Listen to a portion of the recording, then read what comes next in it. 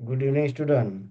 In previous lecture, we have covered this topic, that is realizing existence as a coexistence at all levels. हा topic आपण cover केला होता. त्याचा आपण detail discussion हे मागच्या म्हणजेच आपल्या 21 म्हणजे 21वे लेक्चर होतं ते.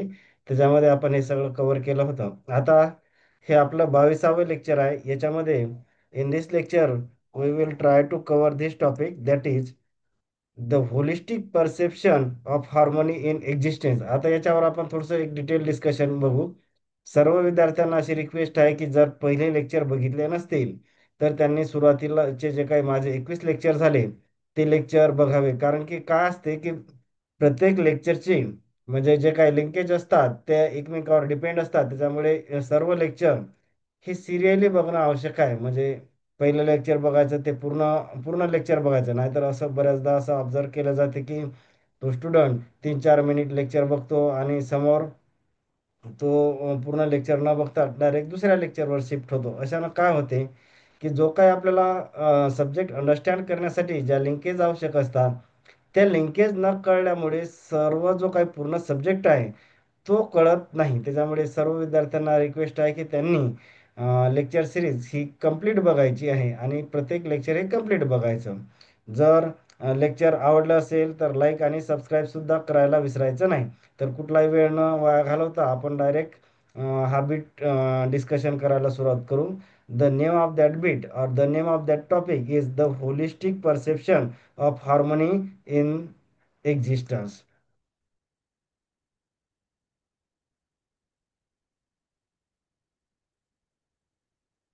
आता बघू याच्यामध्ये की होलिस्टिक म्हणजे काय, what is mean by holistic. आता the word holistic comes from whole, म्हणजे जो काही हा वर्ड आहे होलिस्टिक हा होल म्हणजे कम्प्लीट याच्याहून डिराईव्ह झालेला आहे किंवा त्याच्याहून तो आलेला आहे. It means looking at something as a complete system rather than just separate parts. म्हणजे याचाच अर्थ की एखादी सिस्टीम आहे किंवा एखादी व्यवस्था आहे ही कम्प्लीट अँगलने बघायची, ना की सेपरेट तुकड्या तुकड्यामध्ये त्या सिस्टीमकडं किंवा त्या व्यवस्थेकडे बघायचं नाही. तर त्याला आपण होलिस्टिक म्हणतो. म्हणजे त्या काय करायचं, एखादी गोष्टी होलिस्टिक बघणे म्हणजे काय, त्याला ब्रॉड अप्रोचने किंवा कम्प्लीट अँगलने बघणे, ना की तुकड्या तुकड्यात किंवा सेपरेट पार्ट्समध्ये त्याला बघणे. तर होलिस्टिक म्हणजे काय की it means looking at something as a complete system rather than just separate parts. म्हणजे एक इंडिव्हिज्युअल किंवा सेपरेट सेपरेट पार्ट न बघता त्याला कम्प्लीट सिस्टीम या अँगलने बघणे, तर त्यालाच आपण होलिस्टिक म्हणू. फॉर एक्झाम्पल मी एक साधं जनरल एक डेली लाईफमधलं एक्झाम्पल घेतलं. एक साधं एक्झाम्पल बघा की होलिस्टिक एज्युकेशन. आता होलिस्टिक म्हणजे आपण बघितलं की एखाद्या सिस्टमकडे कम्प्लीट अप्रोचनी किंवा कम्प्लीट अँगलनी बघणे, ना की सेपरेटमध्ये किंवा तुकड्या तुकड्यात न बघणे, तर त्याला आपण होलिस्टिक अप्रोच असं म्हटलं. आता बघा साधं उदाहरण जर घ्यायचं असलं, होलिस्टिक एज्युकेशन. होलिस्टिक एज्युकेशन म्हणजेच काय, developing knowledge, values, creativity and character, not just exam score and package. म्हणजे मी सांगितलं की होलिस्टिक अप्रोचने बघणे म्हणजे काय की त्याला कम्प्लीट अँगलने किंवा कम्प्लीट अप्रोचने बघणे, ना की त्याला आपण तुकड्या तुकड्यात किंवा सेपरेट अँगलने बघायचं नाही. तर त्याला आपण होलिस्टिक अप्रोच किंवा होलिस्टिक अँगल म्हणू. म्हणजेच त्याला आपण असं सुद्धा म्हणू शकतो की ब्रॉड अँगलने बघणे त्याला. नंतर बघा होलिस्टिक परसेप्शन. कारण की आपला जो काही टॉपिकच आहे तो काय, the holistic perception of harmony in existence.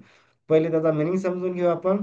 The holistic perception म्हणजेच काय, the holistic perception of harmony in existence means understanding and living in a such a way that one see the mutual interconnectness, interdependence and coexistence of all units in the nature and existence. आता existence म्हणजे आपण इथं ब्रॅकेटमध्ये लिहिलं की entire Cosmos. साधा सुद्धा याचा अर्थ एवढ्या लाईनचा की जे काही एक्झिस्टन्स आहे तर ते एक्झिस्टन्स हे तुकड्यात तुकड्यात बघायचं नाही किंवा सेपरेट सेपरेट असं त्या अप्रोचनं न बघता तो जे काही होल एक्झिस्टन्स आहे किंवा ज्याला आपण एंटायर कॉस्मॉस म्हटलं, तर ते कोणत्या अँगलने बघायचं हे बघा इथे लिहिलं आपण. म्युच्युअल इंटरकनेक्टनेस, नंतर इंटरडिपेंडन्स आणि को एक्झिस्टन्स. आता बघा या तीन शब्द. म्युच्युअल इंटरकनेक्टनेस म्हणजे काय की सगळ्या गोष्टी जे काय ज्याला आपण कॉस्मॉसमध्ये किंवा एक्झिस्टन्समध्ये जे काही युनिट्स आहेत किंवा जे काही युनिट्स म्हणजे आपण मागच्या लेक्चरला बघितलं म्हणजे काय सॉईल असेल, ॲनिमल असेल, रॉक असेल, रिव्हर असेल, हे सगळ्या गोष्टी किंवा मायक्रो ऑर्गॅनिझम, ह्युमन बिईंग, हे जे सगळ्या गोष्टी दिलेल्या असतात, क्रॉप्स असेल, रिव्हर, डॅम, हे सगळ्या गोष्टी याला आपण युनिट्स म्हणतो. आता म्युच्युअल इंटरकनेक्टनेस म्हणजे काय, की त्या एकमेकावर डिपेंड आहेत, त्याला म्हणजे त्या एकमेकाशी लिंकेज आहे, एकमेकावर डिपेंड आहे, इंटरडिपेंडंट. आणि को एक्झिस्टन्स म्हणजे काय, की त्याचं सेपरेट एक्झिस्टन्स नाही.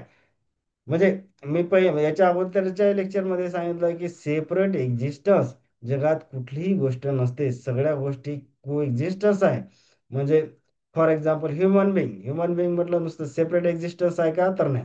तर ह्युमन बिईंग सुद्धा को एक्झिस्टन्स आहे, म्हणजे नुसता सिंगल ह्युमन किंवा एक ह्युमन बिईंग असं काही करू शकत नाही. जर सेपरेट एक्झिस्टन्स समजलं तर ते मिनिंगलेस होईल. म्हणजे ह्युमन बिईंग सुद्धा, जसं आपण बघितलं की ह्युमन बिंग कशा कशावर डिपेंड, वॉटर असेल, एअर असेल, सनलाईट असेल, किंवा क्रॉप असेल, किंवा ट्रीज असतील, याच्यावर सगळं याच्यावर आपण डिपेंड आहोत. त्याच्यामुळे आपण त्याला को एक्झिस्टन्स म्हणतो, की असं जगात सेपरेट एक्झिस्टन्स असं काही नसते, की प्रत्येक गोष्ट ह्या को एक्झिस्टन्स असतात. त्यालाच आपण होलिस्टिक परसेप्शन म्हणलं. होलिस्टिक परसेप्शन म्हणजे काय, की सगळ्या गोष्टी जे जगामधले जे काही कॉस्मॉस मधले किंवा एंटायर एक्झिस्टन्स मधले जे काही युनिट्स आहेत, ते सगळे कसे आहेत, तर इंटरकनेक्टनेस आहेत, इंटरडिपेंडन्स आहे आणि कोएक्झिस्टन्स आहे. तर त्यालाच आपण होलिस्टिक परसेप्शन म्हटलं. म्हणजे हे सगळे काय जे युनिट्स आहेत किंवा जे काय स्पेस वगैरे आहे, तर ते सेपरेट सेपरेट कन्सिडर न करता त्याला म्हणजे इंटरकनेक्टनेस, इंटरडिपेंडन्स किंवा कोएक्झिस्टन्स या फॉर्ममध्ये बघणे, म्हणजेच त्याला आपण होलिस्टिक अप्रोच असं म्हणू शकतो किंवा होलिस्टिक परसेप्शन म्हणू शकतो. For holistic perception we have to understand. बघा, होलिस्टिक परसेप्शन समजण्यासाठी आपल्याला दोन गोष्टी अंडरस्टँड करायच्या आहेत. त्याच्यामध्ये पहिली एक्झिस्टन्स ॲज अ को एक्झिस्टन्स, आणि दुसरी जी आहे the holistic view see harmony at multiple level. आता आपण एक एक बघू. त्यातली पहिली आहे आपली, बघा, एक्झिस्टन्स ॲज अ को existence.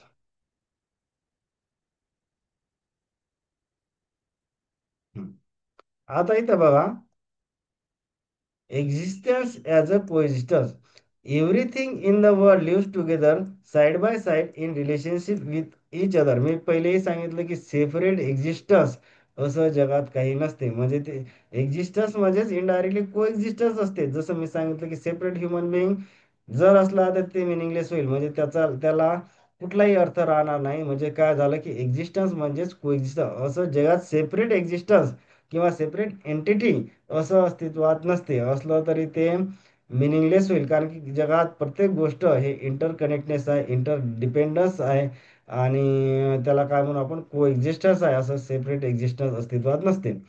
A tree can not exist alone, it need soil, water and sunlight. म्हणजे नुसतं ट्री जर सेपरेट कन्सिडर केलं तर ते मिनिंगलेस होईल. म्हणजे काय, ते सुद्धा को एक्झिस्टन्स म्हणजे काय, की एकमेकावर डिपेंड आहे.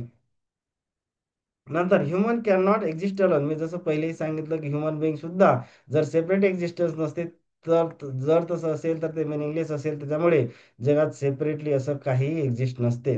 We need food, entire nature, society and relationship. म्हणजेच आपल्याला ऑक्सिजन लागेल, फूड लागेल, नेचर लागेल, सोसायटी लागेल अँड रिलेशनशिप.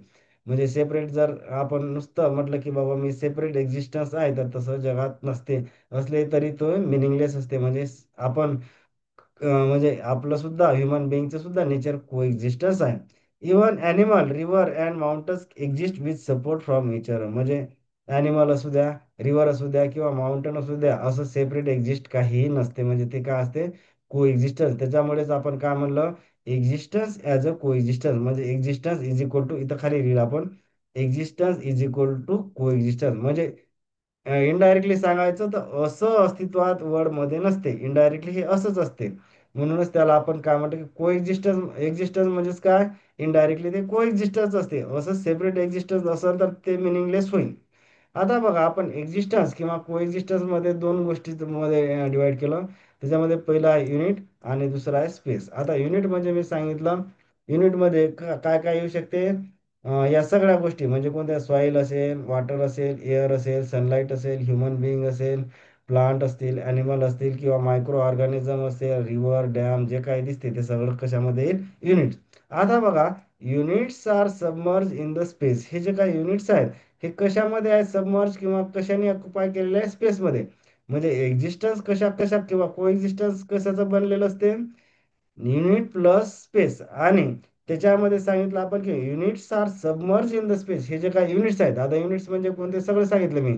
एअर असेल, वॉटर असेल, ह्युमन बिंग असेल, plant, animal, river, micro organism, insect, हे सगळे काय असतील, युनिट्स असतील. आणि हे कशामध्ये आहे, units are submerge in the space. हे सगळे कशामध्ये कव्हर झालेले आहे किंवा ऑक्युपाईड झालेले आहे किंवा सबमर्ज झालेले आहे, ते स्पेसमध्ये सबमर्ज झालेले आहेत. म्हणजे आता तुम्ही म्हणाल सर मग हे आणि हे सेपरेट आहेत का, नाही. युनिट आणि स्पेस हे सुद्धा सेपरेट नाही. हे सुद्धा को एक्झिस्टन्स आहे किंवा म्हणजे ते पण म्हणजे without unit, without space unit can not exist. म्हणजे या दोघांमध्ये सुद्धा को एक्झिस्टन्स आहे ना. तर तुम्हाला इथं सेपरेट दाखवले सर युनिट आणि स्पेस, तर तुम्ही सेपरेट दाखवले, तर तसं नाही. युनिट आणि स्पेस सुद्धा हे सुद्धा को एक्झिस्टन्स मध्येच आहे. म्हणजे तुम्हाला साध्या एका लाईनमध्ये सांगितले की जगातली कोणतीही गोष्ट सेपरेट एक्झिस्टन्स नसते, तर त्या को एक्झिस्टन्स मध्येच असतात.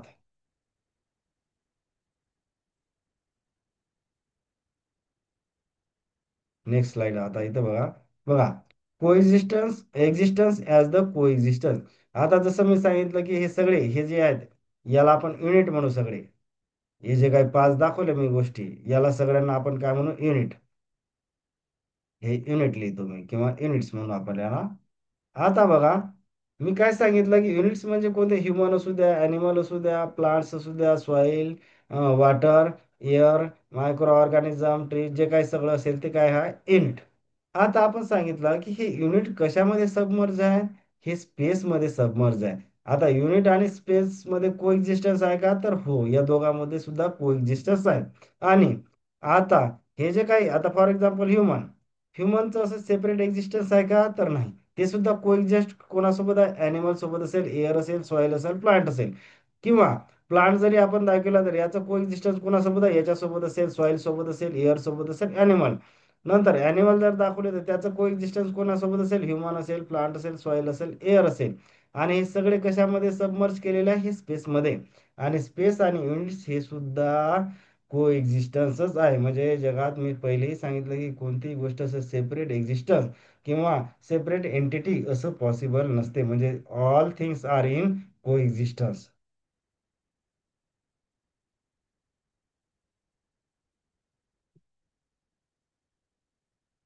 आता बघा इथं, all that human being needs to do is to understand coexistence and live in coexistence. नुसतं अंडरस्टँड करून चालणार का, कोएक्झिस्टन्स नाही.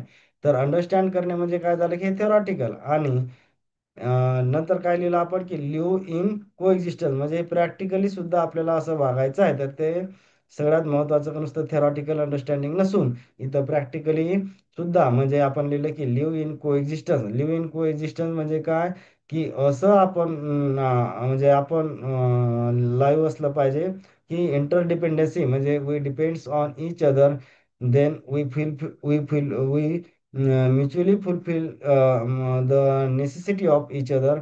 म्हणजे म्युच्युअल फुलफिलनेस आणि इंटरकनेक्टनेस हे इथं लाईव्ह करताना ह्या दोन गोष्टी एक्सपेक्टेड आहे. म्हणजे काय, म्युच्युअल फुलफिलमेंट आणि इंटरडिपेंडन्सी किंवा इंटरकनेक्टनेस, ह्या दोन गोष्टी, ह्या क्रायटेरिया आपण जे लाईव्ह असताना किंवा लाईव्ह करताना किंवा जगताना फुलफिल करणं इथं एक्सपेक्टेड आहे. नुसतं थेरॉटिकली अंडरस्टँड करून चालणार नाही. तर टू लिव्ह इन कोएक्झिस्टन्स म्हणजे कोएक्झिस्टन्स म्हणजेच काय, आपण कळलं की all things depends on each other. They their motto is to fulfil mutualness किंवा mutual fulfilment among each other. तसेच दे इंटरकनेक्टनेस म्हणजे त्याच्यामध्ये इंटरकनेक्टनेस सुद्धा एक्सपेक्टेड आहे. या सगळ्या गोष्टी असणं नुसतं थेरॉटिकली नसून हा लाईव्ह इन को एक्झिस्टन्स म्हणजे प्रॅक्टिकली सुद्धा आपल्याला तसं वागायचं आहे.